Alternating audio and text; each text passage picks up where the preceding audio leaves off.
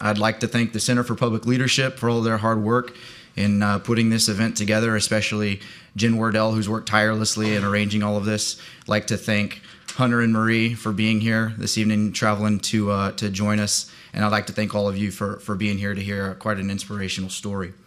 Many of you are familiar with the story of Pat Tillman. He's an NFL star. He made national news when he left the National Football League to join the U.S. Army and become a Ranger. I was a senior in college at the time, and I vividly remember being inspired when I heard the news about Pat deciding to turn down an NFL contract and join the armed services, because I had already done my training for the Marine Corps and was headed into the Marines as an officer upon graduation, and it reaffirmed my commitment that what I was doing was a noble and worthy cause. Tragically, as we all know, Pat was killed in Afghanistan in 2004, and it was an event that really shook the nation. A year later, I found myself in Afghanistan, passing through Bagram Air Base, and spent a few short hours at the Pat Tillman USO, which was named in his honor. And I remember being there, looking around, and just kind of feeling a sense of awe and reverence for the man for whom the building was named. I didn't know that I'd be here now 6 years later, standing in front of you tonight with the honor of being a Tillman Military Scholar and having the privilege of introducing someone whose life is equally as inspiring. We're here tonight to hear from Marie Tillman, who is the founder and chair of the Pat Tillman Foundation. She's a native of San Jose, California, who graduated with honors from the University of California, Santa Barbara. And after her husband's death, Marie was instrumental in founding the Tillman Foundation in 2004. And it was created to honor Pat by investing in veterans and their families and helping them to return to college and pursue an education. Since its inception, the Tillman Foundation has given $1.3 million to veterans and their families to return to school. And they currently sponsor 111 veterans at 46 schools around the country, veterans and family members, 46 schools around the country in 28 states. Hunter just gave me all the statistics when he got here tonight. I want to make sure I got those right. We have 5 Tillman Military Scholars here at Harvard, all graduate students, and we'll be speaking with you later. But tonight, please join me in welcoming Marie Tillman.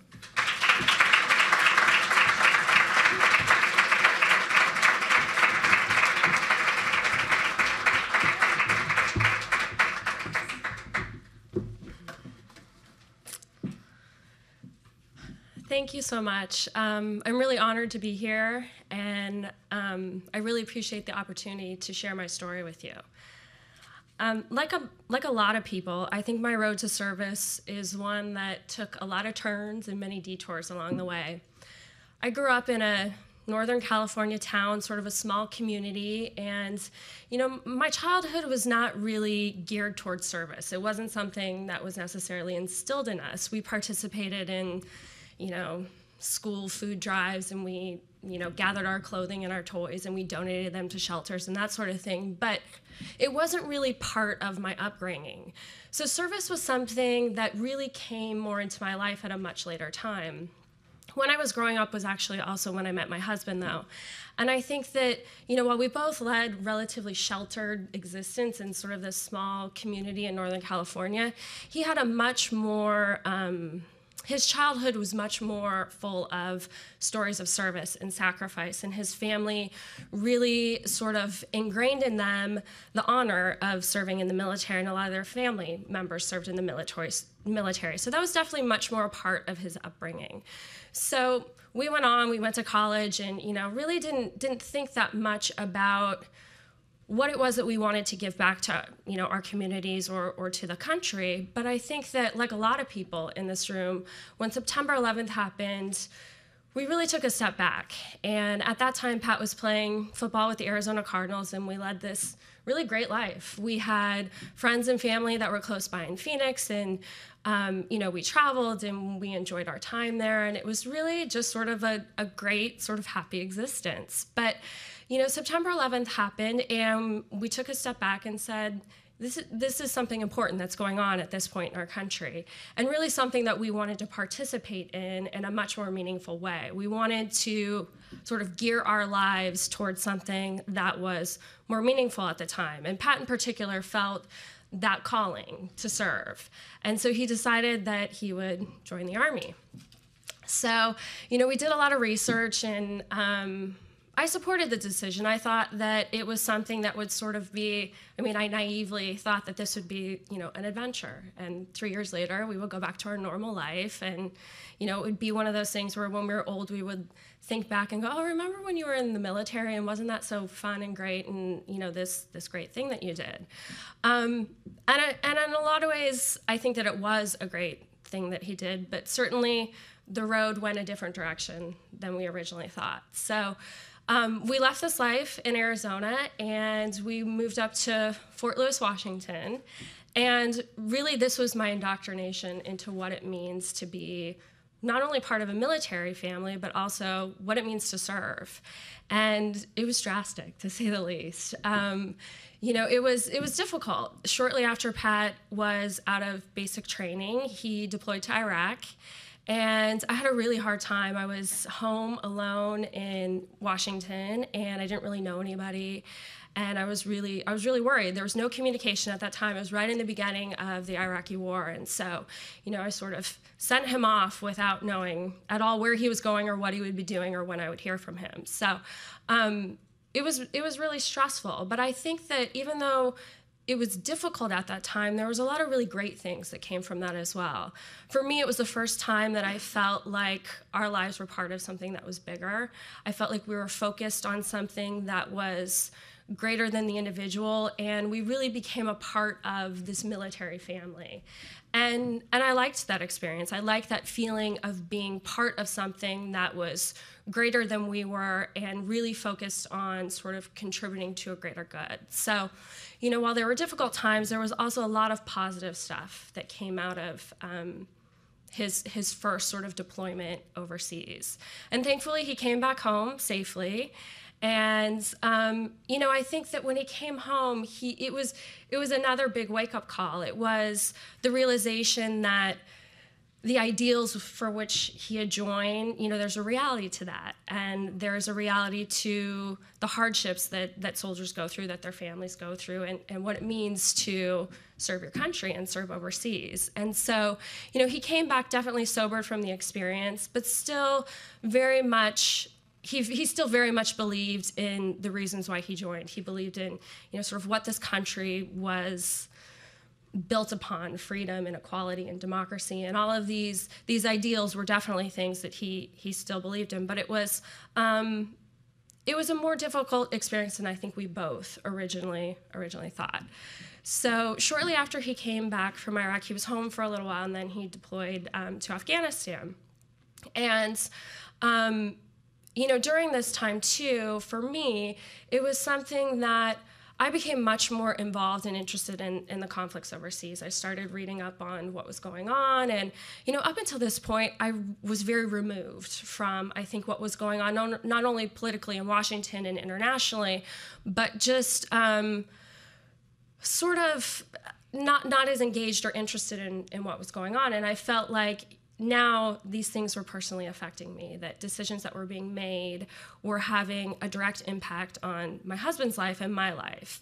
And, I would sort of talk to my friends and my colleagues and people I would encounter, and I felt like everybody was really apathetic and didn't really care that much. And they weren't engaged, and I was frustrated.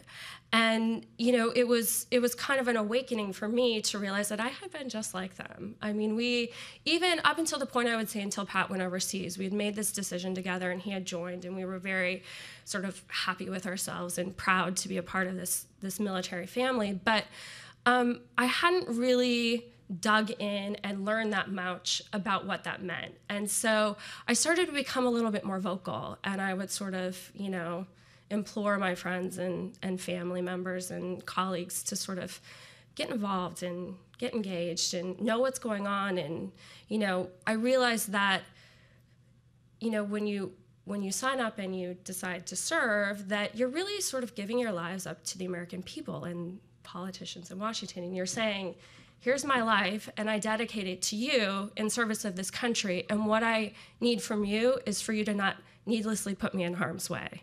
You need to know that my life is valuable and make decisions that speak to that. And I didn't really realize that at all before this happened. And so, I would talk to people about that. And I became a little bit more vocal than I think I had been in the past. So Pat went to Afghanistan, and unfortunately, he didn't come back safely this time. And it was devastating for me. I felt like my world just completely crumbled. And I had, within sort of all of that fog of grief in the very beginning, though, there was a little bit of clarity, strangely, that came, particularly in the first sort of month or so. And I had this realization that life is short, and that, I wanted mine to matter. I wanted to continue this journey of service that we had started together, and I wanted to make sure that my time, however long or short that I had left on this planet, was used for something good. That here, he was gone, but I was still here, and I should use this time and know that it's precious and use it for something good. So that lasted, I'd say, probably about a month or so. And then we learned that he was actually killed by fratricide, and sort of what ensued after that were many years of lies and investigations, and I really got lost. I got caught up in sort of my own grief and the fight to find out what happened, and I think that from that point, what I really wanted was an escape. I was just trying to survive, and I didn't have the energy or anything like that to try and change the world. So I left Fort Lewis and I moved to New York. And I thought, okay, let me just sort of get lost in this city and I'll wander the streets. And, I really craved sort of to be able to just be anonymous and just kind of like get caught up in the energy of the city. So I moved to New York and I found a job with ESPN television network. And I took this job, and it was really kept me extremely busy. I basically just threw myself into my work. I traveled all over the country, and I did events and sort of catered to athletes and celebrities. And I had a good time. I loved the people that I worked with, but it was a soulless job, and I knew that it was a soulless job. So while I was very distracted and not happy, I wouldn't call it happy, but I was certainly distracted and content enough. So I just sort of went about my days and did my job and did the things that I knew that I was supposed to do. And at night, I sort of reserved that time to sort of wallow in my grief and try and figure out how to put the pieces of my life back together in a way that would be meaningful to me. And sort of all along at this time, there was this nagging in the back of my head of, remember that path that you started together, and remember that feeling of wanting your life to be worth something more than just your individual little life. And, remember how you wanted to do something that was going to be impactful and meaningful, and this precious life that you have, what are you doing with it? And I didn't really feel great about it at the time, but I was still sort of just trying to get by. And so I would try to cut myself a little bit of slack, and I would try not to get too angry at myself that I wasn't able at that time to really focus on the things that I wanted to focus on. So that sort of went on for a couple years. And then about 3 years after Pat was killed, the investigations were sort of gone, and we'd kind of, everything had settled down a little bit, and I'd actually moved back to the West Coast to be closer to friends and family. I was still working for ESPN, and I thought, okay, now it's time. Now I'm better able to manage my life and my grief, and now this sort of persistent nagging of what are you doing with your life was really starting to bug me. So, but I wasn't really sure what I wanted to do. And, during all of this time, there was one sort of bright spot in all of it, and that was the work that I did with the foundation. We had set up the Pat Tillman Foundation shortly after Pat was killed, and at that time, it was really a way to kind of harness all of this goodwill and energy that we were receiving from across the country and focus it on something that would be good in his memory. And so we set up this program at his alma mater, Arizona State University, and it was a leadership service program. And we had about 25 students a year that would go through this program, and it was very service focused, but and I enjoyed it. I enjoyed working with the students. It was kind of a sort of a side thing that I did. We had a person who was running it, and I just was participating on the board and helping with the direction and that sort of thing. But I really enjoyed it. I would go out to Arizona and I would talk to the kids that were in the program, and I felt like they were young and ambitious and idealistic, and it was inspiring. And I really was not feeling much of that on a day-to-day basis at that time. So I sort of cherished these moments that I had with them, but I wasn't sure exactly what to do with all of that. So here I am in California, and I'm trying to figure out, okay, what am I going to do with my life now? You know, here I am, have probably a long life to live, and I just had no idea. So I quit my job, and I figured I would just figure it out. And something that I often do, which may sound like running, I think it's more exploring to find myself, but often when I'm in a tough spot, I travel.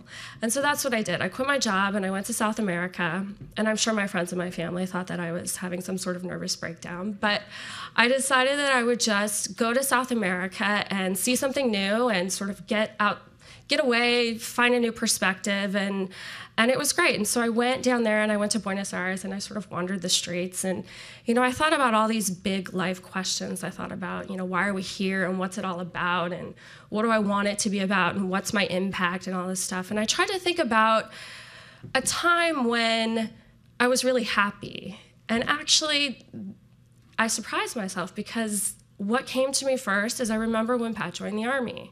And I remembered how happy we were, and how happy we were to be part of this military family and to be focused, all of us focused on this thing that wasn't about each of us individually, but it was about something bigger. And I wanted to get back to that place. So I was thinking about that, and then I was thinking about sort of the work that we did with the foundation. And I remember, too, these two brothers that had served in Iraq and were students in our program at ASU, and they were Marines.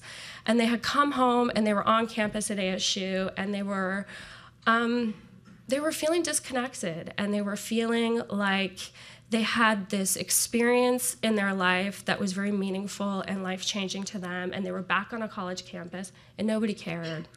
Nobody saw their experience as valuable. Nobody thought that their perspective was valuable, or that they could use that experience and bring it back to their community and do something good with it. People were just, you know, either apathetic towards them or didn't understand, or, you know, all of these things, and it made me mad. I felt like, you know, maybe there was a place here where we could help, that maybe that this organization could help not only, you know, take these young veterans and sort of embrace them and help them get an education and continue their service back home, but also help the communities on campus understand what they had been through and understand that it's really valuable and worthwhile and should be honored. So I came back from South America really with what I was looking for. I was rejuvenated, I was refocused, and I felt like what I wanted to do was take this organization that was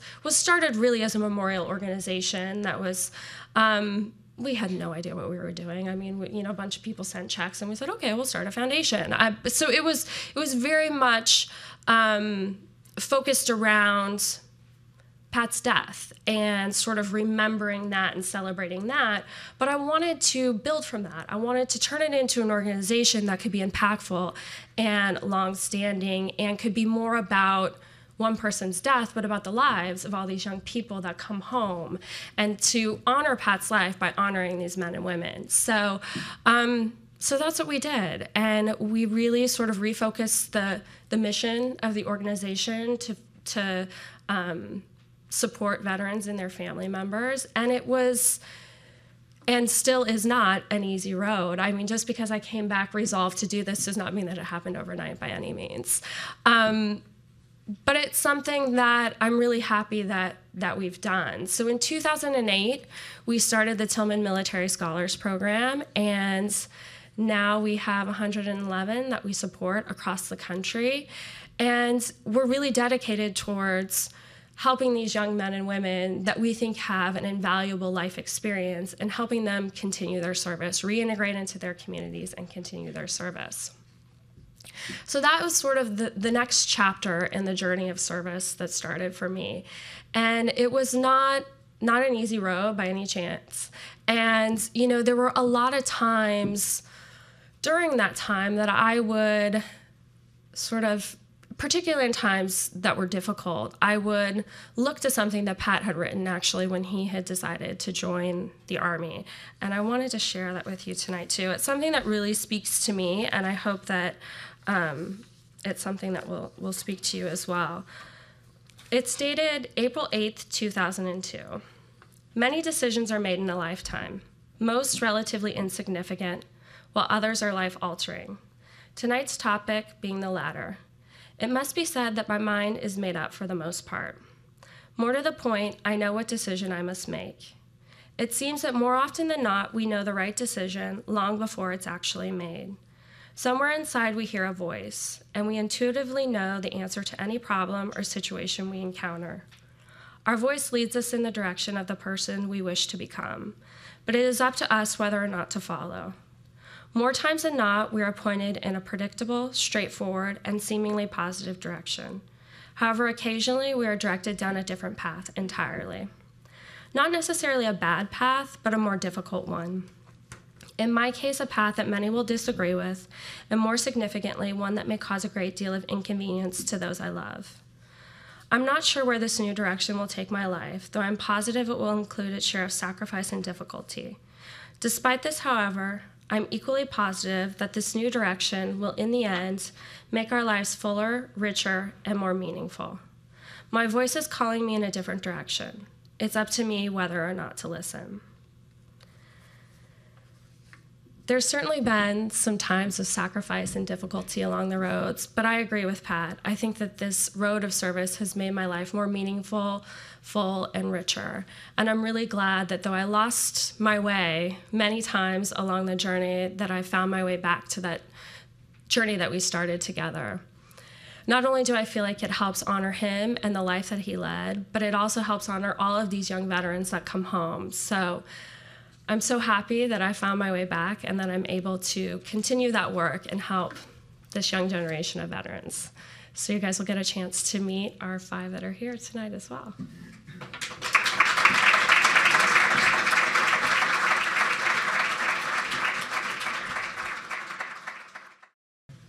I'd just like to start off by saying thank you to Marie. I'm lucky enough to be able to work with this inspirational lady on a daily basis, and now to be sharing the stage with her is an even bigger honor. So another round of applause.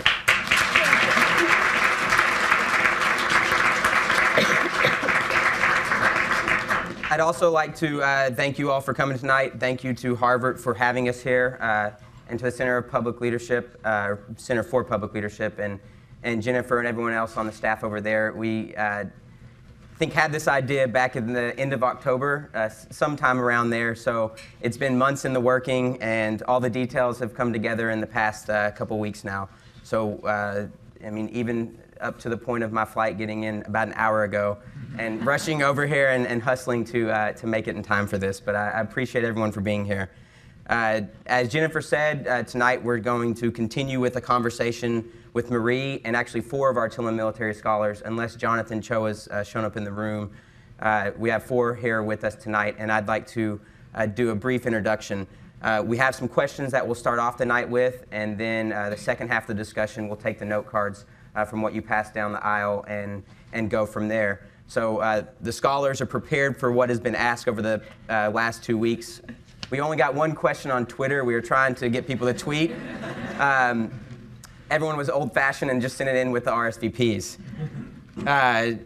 So to begin the night in alphabetical order, I'd like to introduce Brett Gibson. Brett is from Virginia Beach, Virginia. He is an Army Ranger who served in both Iraq and Afghanistan and is the current student body president at Harvard Business School. So Brett, welcome to the podium. Take a seat anywhere. Next is Catherine Glenn. She is first and foremost a mother of 2, but was raised in Yokohama, Japan. She went to the Naval Academy and then served as a naval helicopter pilot. So thank you for joining us here, Catherine. Reagan Turner, who you all met, who introduced Marie, from Floresville, Texas. joined the Corps of Cadets at Texas A&M University, and then became a Marine Corps infantry officer. And before stepping on campus here, was down in Quantico, Virginia at the basic school and the infantry officer course, teaching for 3 years? For 3 years. So welcome to Reagan.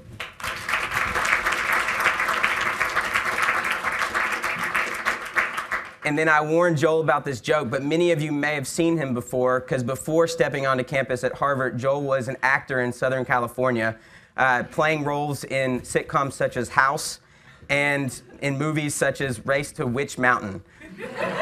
So Joel was a Marine Corps helicopter pilot. I believe you flew Cobras, and he is now at the Harvard Kennedy School. So welcome, Joel. And just one last call out, if Jonathan is not here, Jonathan Cho is our 5th Tillman Military Scholar here at Harvard. He is at Harvard Business School and came to Harvard after a career as an Army captain. So if you don't see Jonathan, obviously he's not here tonight because no one's standing up. If you see him around campus later, you know him, congratulate him on his honor as a Tillman Military Scholar. And right before we get started, both Marie and Reagan mentioned to you all tonight that we have 111 Tillman Military Scholars nationwide, obviously 5 of which are here at Harvard's campus. $1.3 million to those 111 students in the first 2 classes. Alone here at Harvard, we've awarded almost $75,000 to these 5. So we're going to continue to try to increase that number, and hopefully if any student veterans or military family members are in the crowd, our application opens up on Monday. That's my plug for the night. So we'll get started. I have questions for both Marie that came from the RSVPs and for the scholars, but the first one I'd like to get to is actually applicable to every single person up here. And I'll just read from the list I have.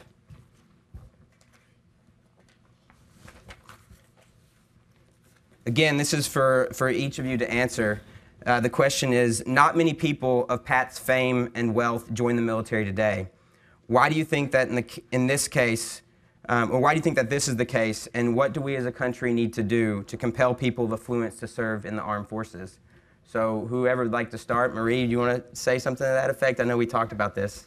Yeah, and Hunter and I did talk about this earlier. I don't necessarily think it's a matter of affluence. I think it's more a matter of getting more of a cross-section of the population to serve. And I, for one, am a proponent of compulsory service, whether it be military or public service. So that's my take on it. Go ahead. Hello? I think this is on. So I think Marie makes a really good point. I think right now something like 1% of the U.S. population serves. So I think it's less a matter of affluent people not serving. I think it's just that not many people serve, period, in the military. I can't speak to people's motivations to serve or not serve. I think maybe one thing that I can bring to this is that in some studies that I've read about decisions that people make to stay or leave the service, it's not the money, it's not the pay, it's not the bonuses, it's job satisfaction. And it's the decision to stay or leave is based a lot on how you feel your career progression is, what kind of promotional opportunities you have, and then also, of course, fitting that in with family. So I think maybe on the Department of Defense's side, potentially there could be things that they could open it up to more sections of the population.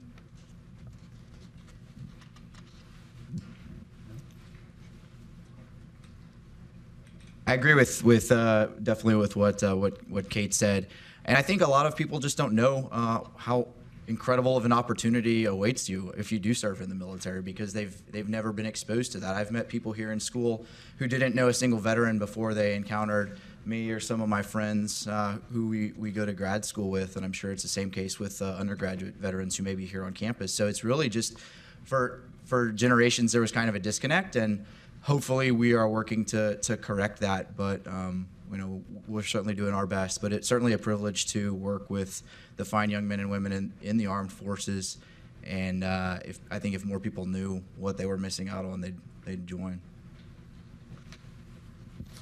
I agree completely with that. I look back on my military service, and the cross-section of people that I serve with, the men and women, were extraordinary, and I wouldn't trade that for anything.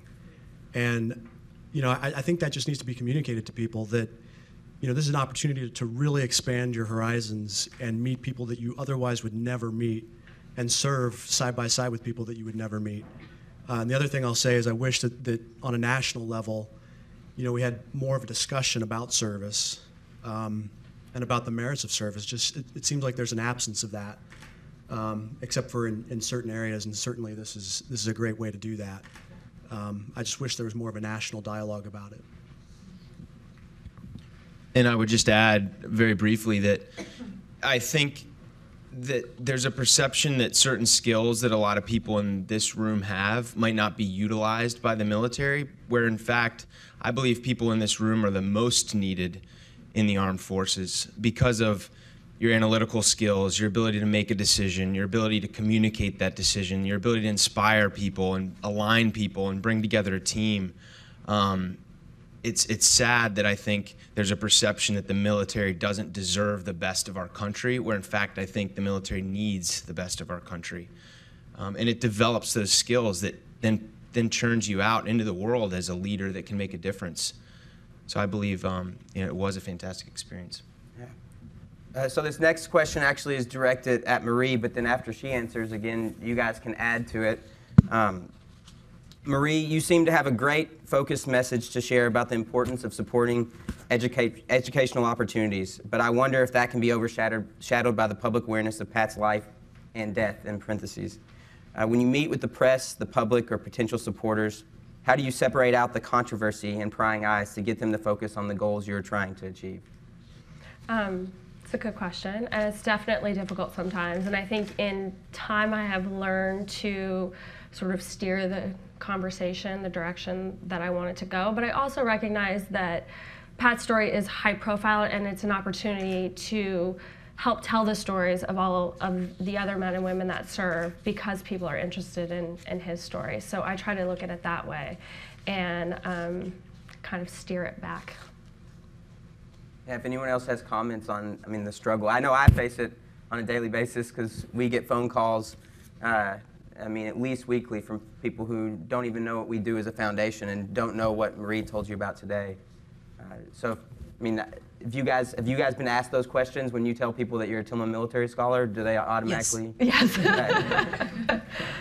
Yeah, I've had the experience a couple of times where, there's sort of an assumption from some people who don't know the work that the foundation does, that this is a sort of a cult of personality, I guess is the best way. And I get the question sometimes, why is Pat Tillman deserving of a foundation more than any other person? The 4,000 people who have passed away in these conflicts.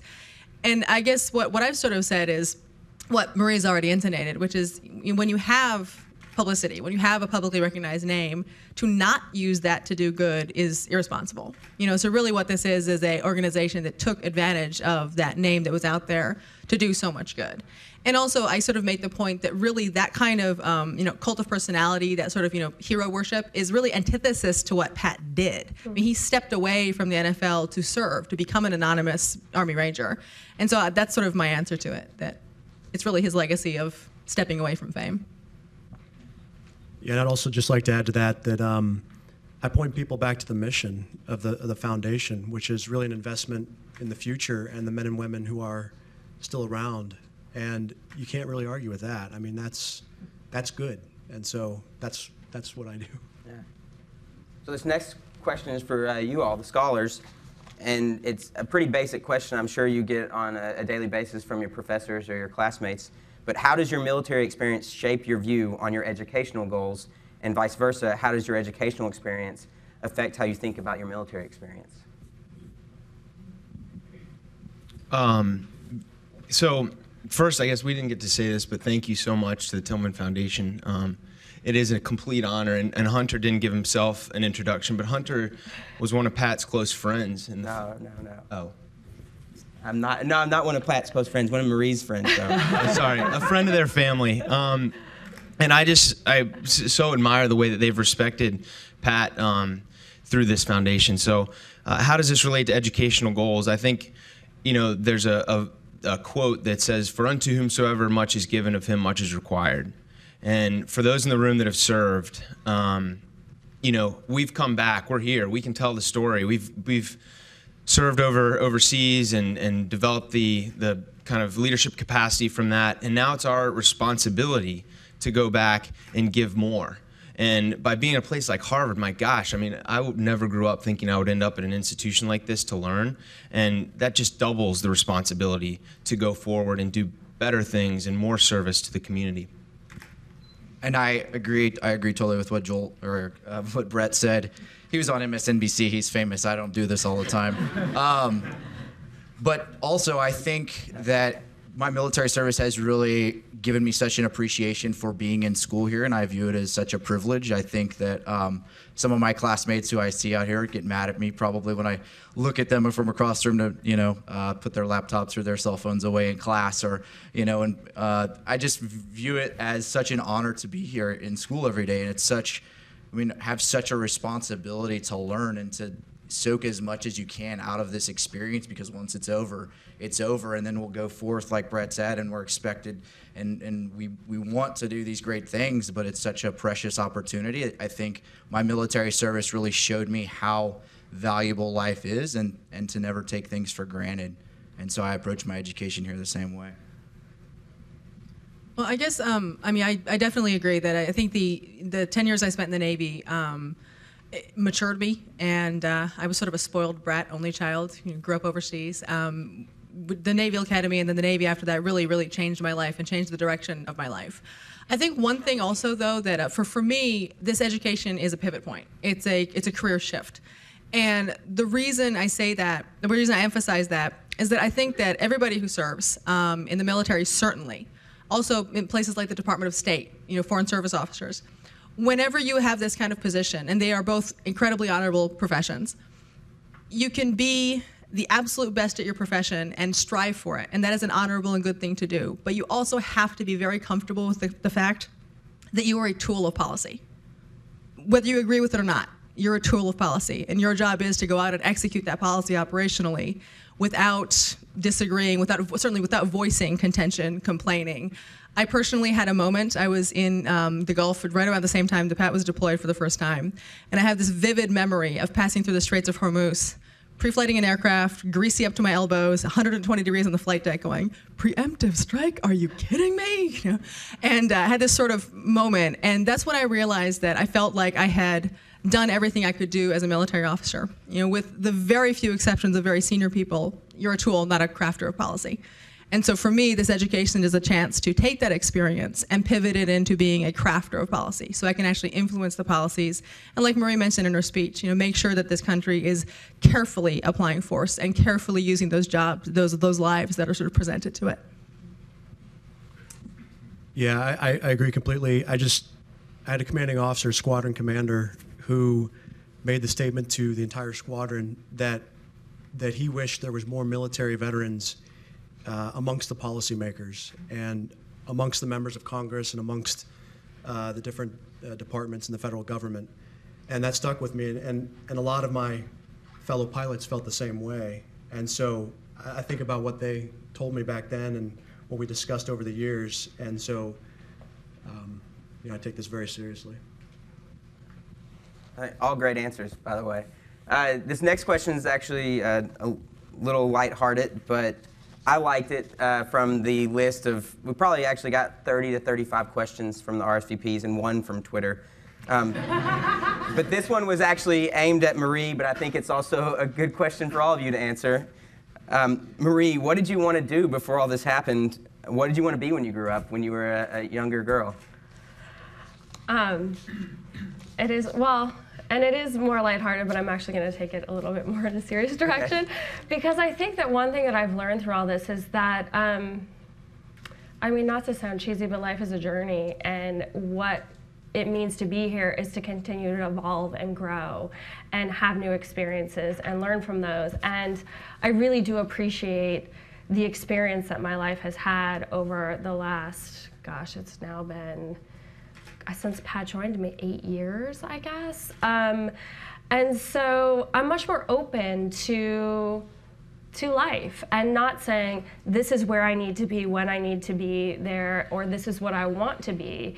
But taking things as they come and sort of using those experiences, as I go along. So when you were a little girl, you didn't want to be a ballerina? No, I actually, okay, fine, you want to go back? Yeah, I that's what I'm asking. I wanted to be a jockey.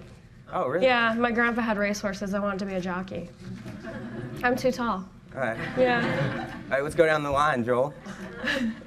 I wanted to be an actor. A movie star. Yeah.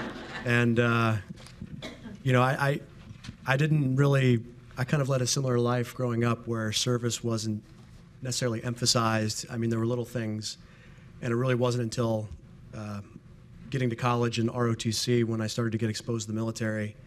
And you know, over the course of my time there, I really fell in love with it. And I realized that, you know, life is not about me. It's about your friends and family and the people you serve with and your community and your nation. And so, yeah, but then I went and was an actor after the Marine Corps. You can do it all, right? So I remember Miss Bird's 8th grade English class, and we got asked what we wanted to be when we grew up in the context of you're stranded on a desert island, and your profession is going to like help all the people you're stranded with survive. And I said I wanted to be a baseball player. And she didn't like my essay very much, needless to say. But I went to school. I thought I was going to be an engineer. I loved math and physics, and I was that nerd that was like doing calculus and computer problems and stuff on Saturday nights in the lab. And then I just got inspired in college by one of my professors who'd been in the CIA for 30 years. And I heard him give a talk kind of in a setting like we're at tonight. And he talked about living a lifetime of service. And it really resonated with me. And I remember I went home, I thought about it. And I had 2 grandfathers who had both served in World War II. And I called my mom the next day. I said, I'm joining the military. And she started crying. Mm-hmm. And so that's kind of how I ended up, you know, here all these years later. But I still don't know what I want to be when I grow up. So trying to figure that out. I had no idea. When I applied to college, I applied to everywhere from the Rhode Island School of Design to pre-med programs. I really had no idea. Going to the Naval Academy was actually an act of rebellion on my part. My parents are both Ivy League egghead academics. I'm their only daughter. And I went to a very, very sort of academically snooty private high school in Japan, of all places. And so saying, screw you, Mom and Dad, I'm joining the Navy. And I went off, and my mom called me baby killer for 2 weeks when I told her I was joining the Navy. But they're now proud Navy parents.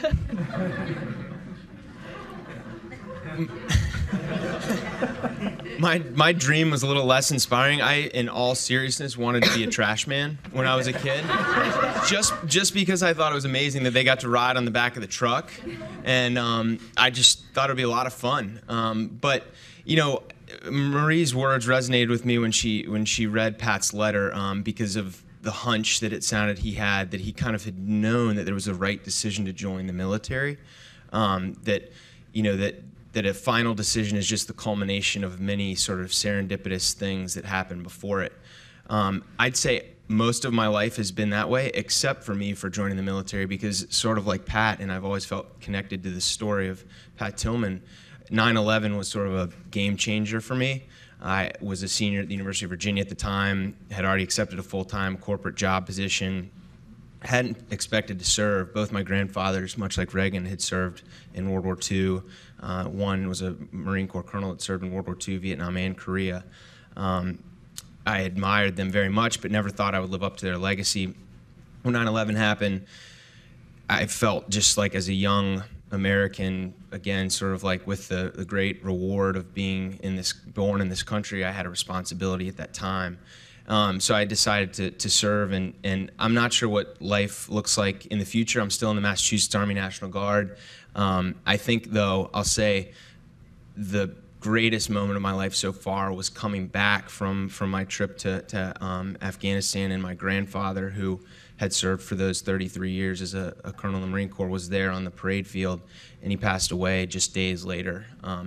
But I felt to have that connection to his legacy, and for him, he had now left a second generation on this planet that served behind him. That was really something I'll never beat. I got one of these.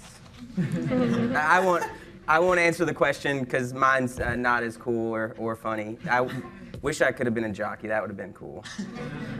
Me too, yeah. No, really, Marie knows this, and my friends from Arkansas who are here in the crowd today know this. I have a twin brother who he's an artist, and I always just thought I'd just want to be whatever he wanted to be. But now he's like doing nothing with this. No, he's an artist doing a lot with his life, but it's a lot different than the way my life's gone. So I just try to have a piece of what he's doing in whatever I'm doing. So the next question. Actually, I'll go ahead and skip what I had in the order here, because I think this is a really good question from Marie, and I know it's something that we also talked about when we saw what people had in interest to hear tonight. The question is it hard to move forward in your personal life, given the connection your professional life now has with Pat, and how do you manage and balance that? Yeah. I think that probably there was a point in time when I was living in New York where I was trying to escape my life and to escape the connection that I had to all of it. But I realized that wasn't really what I wanted, and it wasn't possible even if I did want it. So for me to sort of embrace all of this, and really the work that we do day to day is not about Pat. It's about these men and women. And so to be able to help them with their education, to be able to, it's much more forward thinking than it is looking to the past. So. A good answer. Thanks. And this next one is actually just for the scholars, because Marie, you can't answer it. Was it hard to transition from the military? We just talked about this a little bit with kind of how your experience with the military and your experience as a student, how they compare, but was it hard to make that transition? And if so, what obstacles have you faced? And specifically, this person said, do you ever get frustrated, like Reagan mentioned, with your fellow students who may not understand what experiences you've had? Well, I'm not frustrated with you guys. I love you all. I want to make sure that's clear. There are a lot of veterans in the audience. I mean, everybody's got their own kind of story. We've got members who are still on active duty here, and so for each of us, I think it's definitely different.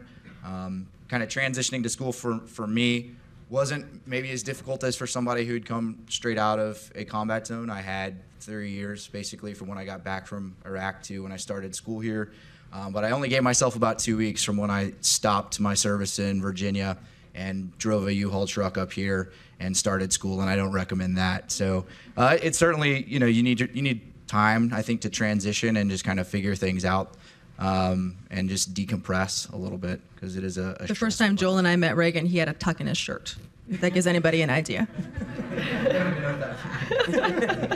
I don't know what that means. Military uniforms, you tuck the shirt so it's tight in front. And I believe it was a polo shirt and jeans, but there was a tuck.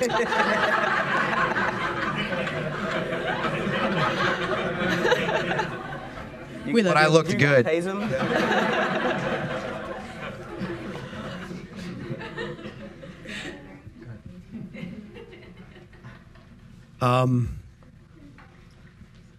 Coming back from a deployment is real reverse culture shock, and I know that many people in here will understand this, but I just remember for me, I had a little bit of time before I came to school as well, so a little bit of time to decompress, but the next day after I got home, my parents had flown out to California to welcome me back, and I just remember going to the grocery store, and it was kind of like that movie Hurt Locker, where he's standing there with all this excess, and it really overwhelmed me. And I remember seeing this woman who was in a hurry and frustrated and complaining, and I thought, what are you doing? And it made me angry. It actually made me angry, because I saw Iraq and I didn't see grocery stores. They don't have those in a lot of the places in that country, and probably in Afghanistan as well. And I had to get over that anger and realize that it's not that person's fault necessarily. It's more an opportunity to engage at whatever level is possible or realistic with the time you're given to try to share with people how amazing this place really is. So getting over that experience, I was a little more forgiving of my classmates coming here, but it's still, I cherish the opportunities to to share the things that I saw overseas with my classmates who haven't served. Sometimes I don't know how best to share those things, and sometimes it's hard, but I kind of view it as more of an opportunity. So I also had about 2 years after I left the service before I came back to Japan. But my difficult transition was actually from going from Lieutenant Glenn, U.S. Navy, to wife of Major Glenn, United States Marine Corps. That was my big transition point, and it was hard. Until that point, I never really realized how wrapped up my identity was in being in the military. You know, I was sort of. I guess that's the best way to put it. I just really didn't realize how vested my sort of whole being was in being Lieutenant Glenn. And I had this one moment, the first time I drove on base with a dependent ID card. I had to pull my car over and stop myself from hyperventilating because I was so angry. I just, can't even describe. So that was really the hard transition for me. And about 2 years, my husband was still in active duty orders. We were in Corpus Christi, Texas. And, you know, I had a son, I had another baby during that time, but I other than working part-time, I was sort of doing the stay-at-home mom thing. And it was great. And I value that time I had with my children and will always value that. But I felt stagnant, and I felt like my life was doing nothing. I was sort of just treading water in place. So for me, coming to school was the beginning. It was the beginning of the pivot point, and it was nothing but positive. It's been great. I hear from a lot of veterans, you know, just in discussions like there's never been a sense of purpose that they've had coming back than when they were overseas. And I think that's a difficult transition that a lot of us might have. But what that also gives you is this taste for what it does feel like to feel really purposeful and feel needed in some leadership capacity, which I think causes us to strive for something greater and to strive for a team to serve again and to strive for a culture that you believe in and to be a part of something, as Marie said, that, you know, life is short. I want mine to matter. You know, you want your life to be worth something, contribute to a greater good. Those are all themes I hear, you know, you hear amongst military folks that a lot of folks that are in the civilian world haven't necessarily experienced, and it gives you a high bar to strive for. So I have two last questions, and then I guess I'll take the note cards. So hopefully we have some ones that hadn't been addressed within these. One last question for Marie, and we also, again, Marie and I discussed all these beforehand, so this isn't practiced, but we did have a conversation. Who was the most influential in helping you start the foundation? And you talked about up here how money started coming in, you know, we had to do something with it, but past that point, like, who did you look to or who did you turn to? I felt a huge responsibility and obligation for when the money was coming in, that people had entrusted us with this, and I really felt like we wanted to do something worthwhile and good with it. So sort of my process is always to seek out as much information as I possibly can and to learn as much as I possibly can. So that's really what I did. I mean, there's not really one person that was most influential. There were a bunch. I sort of sought out different areas of expertise and gathered information and read a ton of books and that sort of thing. No. And then a last question for the scholars, and I think some of you have touched on this tonight, but what weight or sense of duty do you carry with you in terms of future public service, either because of your military service, or I like that this question included this, or because of your affiliation with the Tillman Foundation? So actually, I told Hunter this story a long time ago via email, but and this may sound pat, but it comes back to me to my children. I have a son who's 4.5 and a daughter who's 2.5. And my son was 3 when I got accepted to the Tillman Military Scholar Program. And one of the things we got was a lithograph of Pat in his Arizona Cardinals uniform. And my son saw it. And goes, "Oh, football man!" You know, he was very excited, and very much a little boy. And you know, he was like, "Why do you have a football man? Is that Daddy?" And I was like, "No, that's not Daddy." And so I sort of, you know, tried to explain, you know, in as much as you can to a 3-year-old, you know. And sort of what I said was, you know, well, his name was Pat, just like Daddy's name is Pat, but it's not Daddy. You know, and he was a good guy, and he got hurt, and he's not here anymore. And so now people are trying to remember him by helping everybody else, you know, and. surprisingly, my son really absorbed that more than I thought he would. And he sort of related to his dad when his dad came home that night. And so I think, that was sort of my first experience of, wow, I really do have this ability to, influence this next generation. I have these children who really do listen and really do understand more than we give them credit for. And so I think, being a good example to them is very, very important. And that's one of the reasons that I came back to school and want to continue to serve is that, now I have a daughter and I want to be a good example for her of what a strong working mom can be. And so I think that's probably where my biggest sense of responsibility lies these days.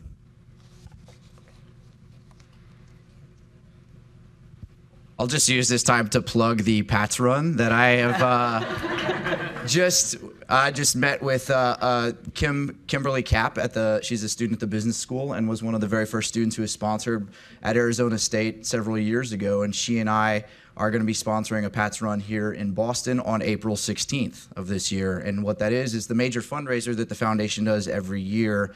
It's 4.2 miles. Pat's number was 42. And we're in the works of planning that. So I certainly feel obligated to give back to this organization. I mean, it's a huge privilege to be up here representing all of my classmates who, have done just as much as I have in the military, if not more, with their service. General Ryan is here. I mean, he doesn't need to listen to me talk about my military service, but there is a certain, sense of duty that you always have about giving back. And I feel that, being compelled to serve in whatever professional capacity that may be for this organization. So April 16th, mark your calendars. So my grandfather used to say all the time, tough times never last, tough people do. And listening to Marie up there and seeing her composure made me think of that quote. There'll always be tough times, and the people that have served in the military in this audience and those that serve in the Pat Tillman Foundation know, tough times, but tough people persevere. And after coming out of the military and going to business school, I really want to, like we've all touched on, give back a lot. And I think of folks like Pat Tillman, my younger cousin, who was a very close friend, passed away in service to the Marine Corps in Afghanistan last year, right when we got to school. A couple of my friends here in the audience knew about hearing about our loss of him. His wife's still here, and she's so persevering and just so positive. And anytime I start to feel sorry for myself or think about the future and what I want to do and how hard I want to run and how far I want to go, I think about him and I think about her and I think about the Tillman Foundation and the people that are up here and just want to push harder. I think I told Hunter this story a while back, but I figured I'd share it. So one of the missions that we did as Cobra pilots was casualty evacuation of other helicopters that were carrying wounded to various hospitals inside of Iraq. And we had a mass casualty mission where there were about 100 Iraqi civilians who were wounded in an attack. And it kept us busy for about 6 to 10 hours that day, going back and forth and trying to take all these Iraqis to the appropriate medical facilities around the country. And I remember looking over on the flight line and seeing a really long line wrapped around the medical facility where some of these Iraqis were being treated. And I didn't know what it was. I was kind of confused. It was people in shorts and T-shirts and civilian clothes and some in uniform. And they were wrapped around the entire building, just waiting in line. And I couldn't figure it out. And then it dawned on me that all those people on the base were standing in line to give blood to Iraqis that they had never met. And that one experience summed up to me how special a place this country is and how much we value life. And that people will go out of their way to save people they don't even know. And that sticks with me here. And I love the fact that the Pat Tillman Foundation recognizes that kind of sacrifice that is inherent in Americans in general and the military. And that's what really motivates me, is to protect that legacy that all of us share. I appreciate, Joel actually did tell us that story. It was during your interview that you gave us that. One of the questions we have during the interview process for the finalists for the scholarship is what moment, what experience during your military service stands out the most? And I remember you bringing that up. And each of you actually went through that process. It's a 2.5-month selection process, and this is what you get out of it. So I'm actually proud that I'm sitting here with you all and seeing kind of the result of hard work from Marie's end and our other staff members' end to really make an impact. From your end. No. Yeah. So we have about half a dozen questions here, and how much time do you think we have, Jennifer? About 15 minutes. Yeah, so maybe get to 3 of them. Maybe more. I'm just trying to look through them and filter a little bit. So a lot of them actually discuss some hot button issues today. And I'll get to one of those first. And it was actually in here somewhere about ROTC. So it's easy to see how grad students, especially at a school like this, understand the service of a peer returning from deployment. But how do you help undergrads understand the future service of ROTC students? And I think what this person was getting at is obviously a lot of what's going on at one of you all's peer schools at Columbia. So if anyone can answer that question or speak to that topic, have at it.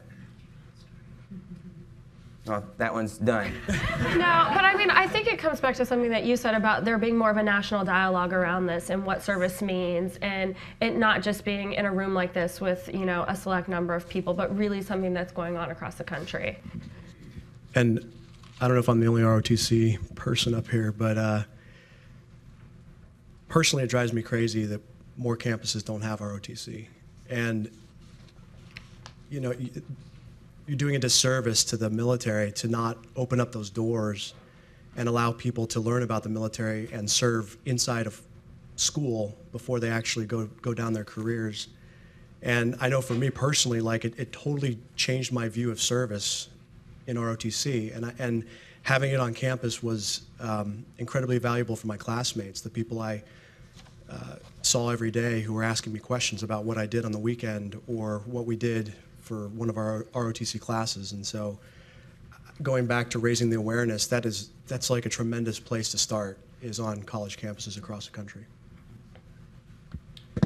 And I would just add, I think, you know, veterans can work to mentor undergraduates on campuses and kind of provide them with some insight into what our service meant to us. And I know that I see you here in uniform tonight. Thanks for being here. Are you with the Harvard Brigade here, or Boston University? What branch are you going into? Navy. Thanks for being here. Thanks for your service.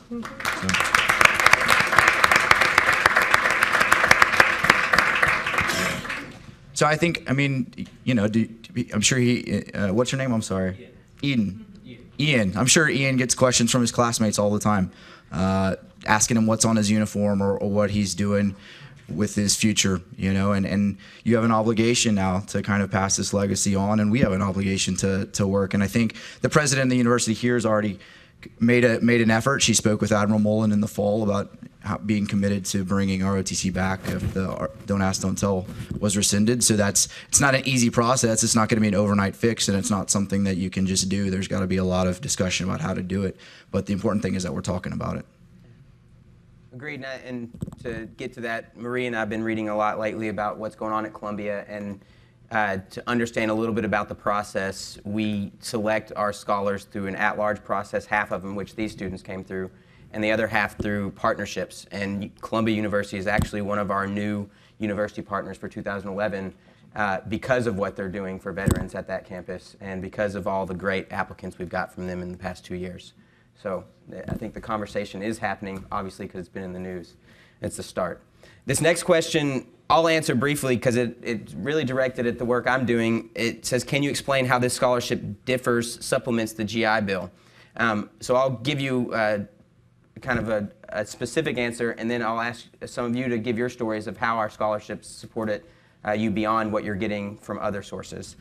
So the post-9/11 GI Bill was passed 2.5 years ago, and then implemented 1.5 years ago. It is a big improvement on what was in place, the Montgomery GI Bill. And actually, just 2 months ago, a revision was passed called GI Bill 2.0, which improves even more what they had for the post-9/11 GI Bill. most people, I would say most civilians, even members of my family, and I'm a civilian myself, would just think, oh, you're a veteran, you're getting money from the GI Bill, it covers everything. For these students specifically, because they're at a private institution, there definitely is a gap. There are also gaps that are present across the board in areas such as funding for those who hadn't served more than 3 years. So there's a system in place that if you serve less than 36 months, you only get a percentage of that GI Bill. There's also gaps that we consider gaps for military families. So you can't transfer benefits to a dependent unless you've served 6 years and committed 4 more or served 10 years. And I believe that is still post 9/11 service. So those are just 2 examples of where there are gaps across the board, and then you reach circumstances with individuals where they maybe just fall through the cracks.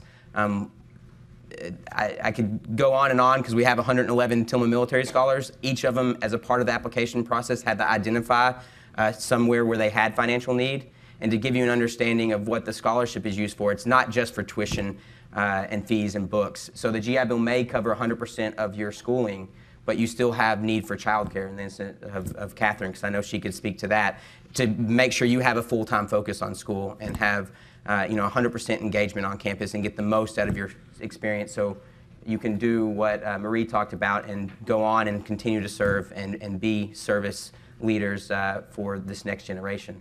So if you have specific questions about that, definitely feel free to email me, and I can send you a memo that I just wrote for the board on what those gaps are. But I'll get to the scholars. If you guys, 1 or 2 of you, want to tell us your story and where your specific gap is, I'd love to hear it. So I kind of fall into where Hunter described, a student that gets a percentage of my tuition paid for by the post 9/11 GI Bill.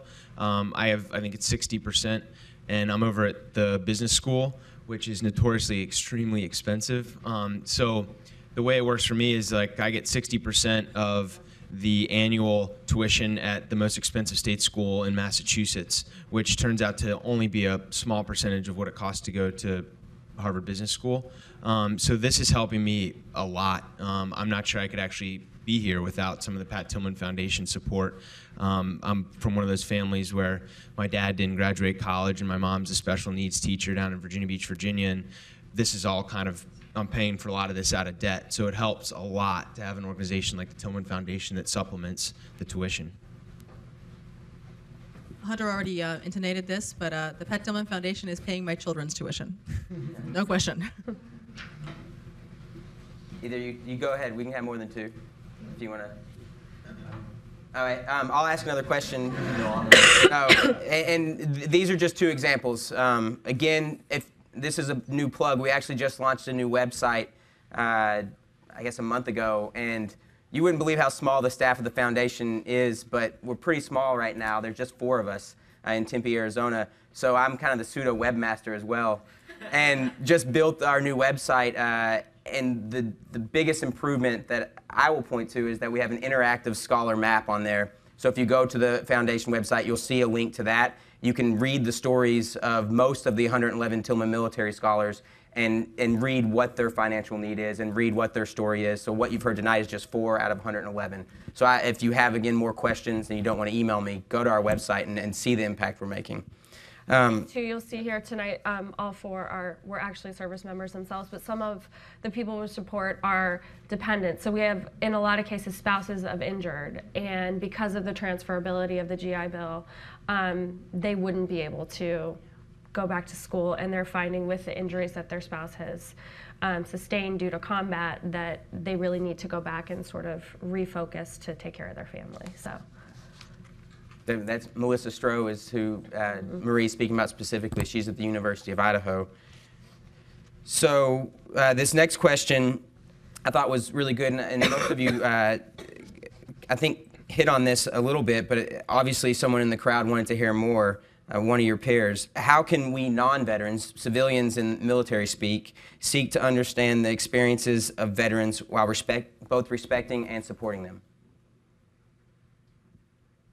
I think we like, at least I'll speak for myself, I don't mind talking about my experiences. I mean, I think it's a way to, I think it's healthy for as an individual, and I think it's a way to honor the guys who served with us, and I think it's a way to especially honor those guys and gals who didn't come back at all. And there's obviously a way to do that, but we encourage you to not be scared about it, but ask questions that are meaningful. I think, again, if I get the question like, "Oh, you went to Iraq, how was that?" I don't know what you want me to say, you know, like. But if you want to have a dialogue, like I'd love to have a dialogue with you and to tell you exactly what it was like in a given day or a given situation. And I think it benefits everyone. And I would encourage you to not be intimidated by that. And that's really all that we want is just, you know, nobody's seeking anything unique, just, you know, appreciation more than anything, or just understanding.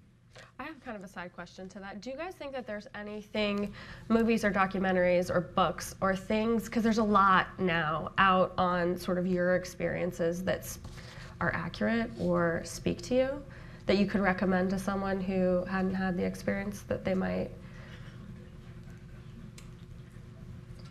I mean, Is it? Because I think that, you know, mainstream media and entertainment, you get a lot of portrayals of what is going on, and I think sometimes that changes the dialogue in a not so positive way. So I was just curious if you guys thought anything was good that's out there. I can't think of anything specifically, like any titles off the top of my Yeah. head. I think, one movie that's out that I really, really appreciated, because I was a Navy pilot, so this was not my personal experience. I think there's a movie out called Restrepo. Yeah. And I thought that was fantastic. And there's a scene there where, you know, two of these Army infantry guys they're dancing around to loud music, and that just reminded me to a T of the air crewmen that I used to serve with. But I think that, to me, I think maybe people who actually served on the ground can speak more to that. But that's a good one. But I think to the question of, you know, are there these unrealistic portrayals? I think there are. And I think the biggest thing that all of you can do is sort of spread the message that, you know, not everyone in the military is the same. We're not this monolithic, you know, clone bot warriors, you know, at all. You know, I myself, I'm a progressive Democrat feminist Navy veteran, like, and I'm a vegetarian, you know, like. So, you know, there's a lot of variety out there. And I think there's sort of this assumption, you know, I mean, even here, my first semester here, I went to a Progressive Students Caucus meeting, and we were sort of introducing ourselves. And I said, oh, yeah, I was in the Navy for 10 years. And people were like, what are you doing here? You know, and so I think sort of looking at people as individuals rather than this monolithic military person is the biggest thing that anybody can do. Yeah. So I've gone out to see films that are, you know, portray the military. I went and saw Hurt Locker with a bunch of my classmates, and despite what you may think of the accuracy of that movie, I wasn't on the ground, and so I can't speak to the accuracy on the ground. But there were definitely scenes that you see that really resonate, and it could spark a dialogue, and it did in my case. I've also had friends who've read books and asked me about what was in the book and whether that was accurate. Generation Kill was one of the books that some of my friends read and asked me about the portrayal of the people in that. And I like that. I like that my friends felt comfortable to come to me and ask me about these books and the movies that they see, and more as a stepping stone into an honest dialogue about my experience and what I saw and my friends' experiences and that kind of thing. So. And I would recommend the same. Restrepo is the best I've seen. Again, being a civilian who works in the military space, I have to educate myself on a daily basis. And besides reading Where Men Win Glory, which I actually haven't finished, which is the book of the Odyssey of Pat Tillman, and goes into a lot of details about the conflict in Afghanistan, I think that's very educational. But Restrepo is, at least in the case of Afghanistan, been very educational. I actually want to ask the final question and pull it from the list of reserved questions I had coming into tonight, because I remember highlighting it. So, if I even have it, I have Marie's speech here, and then... We don't need to do that again. Yeah, I know. So I don't have that question, so I'll go back to what I have in front of me, which is one of the note cards. So this question, it kind of goes back to what we talked about earlier and what you would tell someone who wants to join the military, or what you tell your students about the military. This person asked, My nephew wanted to join the military out of high school, but his parents pushed for him to choose another career path. What message would you relay to parents of potential military recruits? I would look them in the eye and say it's one of the greatest decisions that their son or daughter could ever make. I come to an anecdote of that someone once shared with me. They said, think of like the 5 Cy Young Award winners in the past 5 years, or think of the 5 first men to get to the moon, or think of the 10 winners of the Oscars in the past 10 years. You can't recall those things, but think of 5 people that have really cared for you. Or think of 5 people that have been really good listeners for you. Or think of 5 people that are good leaders and that have inspired you. And when I think of those types of people, I think of people I served with. And the opportunity to interact with people of that quality in environments that bring out those qualities is something that I think is just invaluable, and that as a young person you can rarely get except for in the military. So at the age of 18 or at the age of 25, responsibility far greater than many people throughout their entire careers will ever have. I used to tell my guys on the ground, you might forget about it because we feel disconnected, but back home, your communities are reading about you in the newspaper. You are on the front page of the New York Times today. You are on the front page of the Wall Street Journal or the Washington Post, because people wonder and care about what's happening over here. And at the age of 19, you're like a mayor of this little city or this village. You're doing nation building. You are, at the age of 19, you're interacting with people that are leaders in their communities. And to give a young person that responsibility at that age, I think is the greatest thing as a country we can do. That kind of actually, the question I had starred is a broader question to that situation, and it is, what advice can you give to a generation of future leaders in terms of identifying, embracing, and learning from the kind of crucible experience that Pat's death must have been for you, and in your instances that the military service you performed had for you? So if anyone else has any final comments on that, I think we had closing remarks from Marie, but I don't know if there's anything prepared, so I'll leave it open to you all to say some final words and leave some final thoughts with your classmates tonight. I guess the advice I would give people who are thinking about this or have friends or family members who are thinking about it is, do it and support each other. If it's a family member, support the family member. And it's so hard on family members to have somebody in the military, as Marie shared earlier, and so many spouses here have probably endured. And I just think step out on a limb and do it, and you won't regret it. Some of my best friends in the world come from my Marine Corps experience, and the crazy Henry V, we band of brothers. That's true. It's really true. I think I would add to that, as a mother of midshipman Glenn, class of 2028. I think I would definitely say, do it. It's an honorable profession. It's a good profession. You will gain more from it than you give, even though you can give a whole heck of a lot, But also go into it with your eyes wide open. My husband and I were complete opposites. Like I mentioned before, for me, the Naval Academy was an act of rebellion. I didn't know what I was getting myself into. My husband went to the Naval Academy a year ahead of me. His dad was a World War II Marine. His brother was a Marine. His sister's still a Marine warrant officer. So he came from a very, very Marine Corps family. And he had a very idealized vision of what the Naval Academy and what the Marine Corps were going to be. And so kind of like, Marie mentioned when Pat came back from Iraq, from his first deployment, there's a reality that is not the ideal. It is hard work, and it is a lot of paperwork, and it is, dealing with 19-year-old chuckleheads all day, and it's sweat and grime, and a lot of those things I think people don't realize. Not to dissuade anybody from doing it, but just to say, think about it and think about what this really means, and have realistic expectations of what you're going to be doing and what your life is going to be like.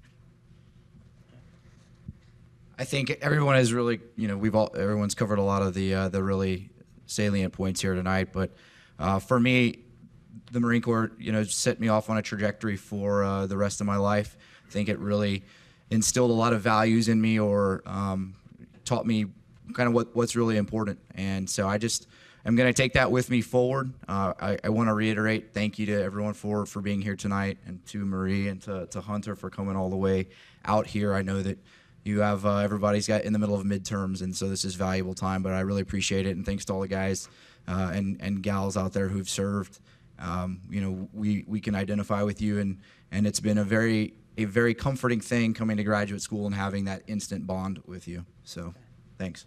So to echo what Reagan said real quick, and to get our thanks in, thank you for General Ryan for being here tonight. We actually are meeting with him tomorrow, so we can talk about some of this if you have any questions. I'd like to thank the Center for Public Leadership. Again, Jen, and I see Jennifer here, and Jeff and Donna.